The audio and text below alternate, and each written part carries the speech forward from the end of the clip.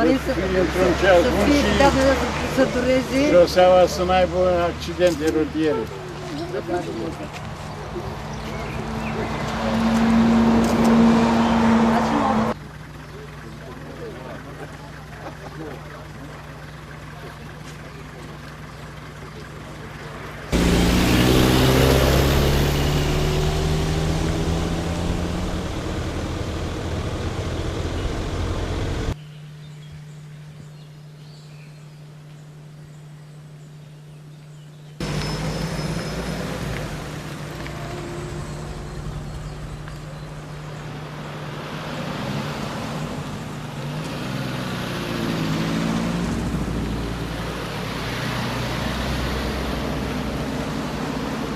Drumul așa cum arată acum, eu apreciez că corespunde normelor și toți cei care l-au văzut și l-au vizitat și dumneavoastră acum o să-l parcurgeți și o să vedeți că este un proiect reușit. Numai cine,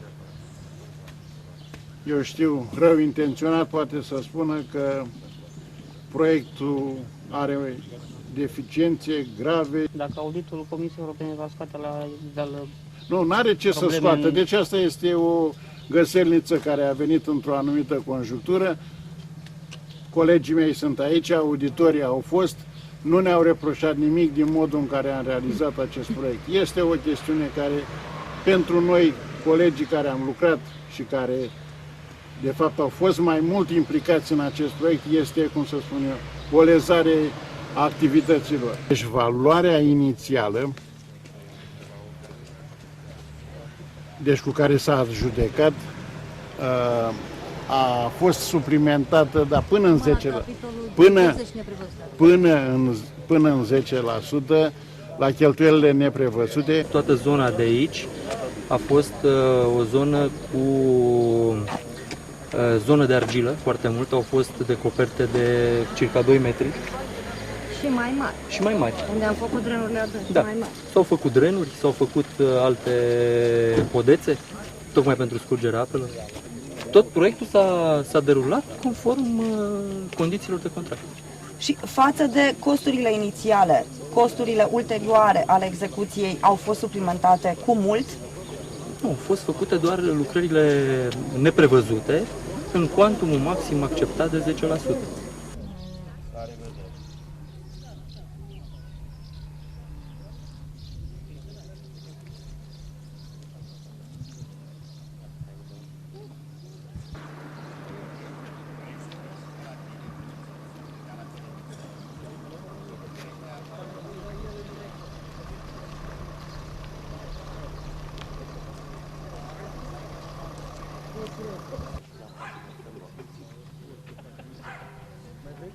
Hai că sunt îmbulate.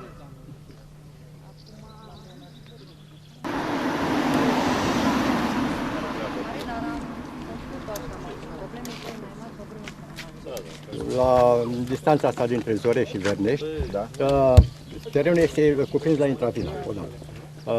Amplasamentul terenului la oameni este perpendicular pe drumul județean. Dar ar trebui, practic, nu la fiecare. Intrări în curți. Nu, o singură intrare ca poate să intre și în interiorul, dincolo de șansă. O cale de acces. O cale de acces, un tub dintre ăsta mare și nu pentru fiecare proprietar în parte.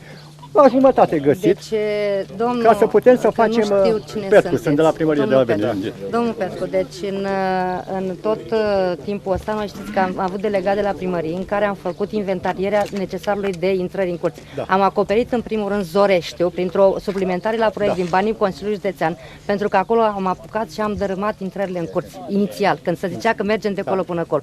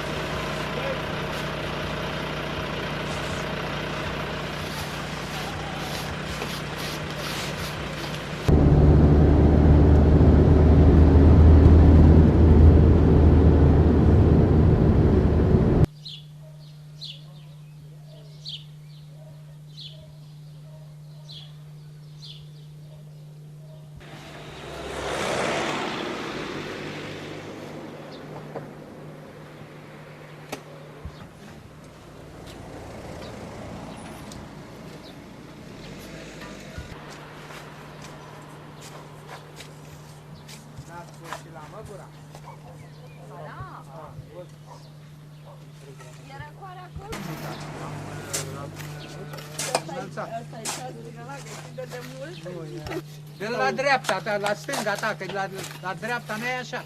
De la colea după stâlp.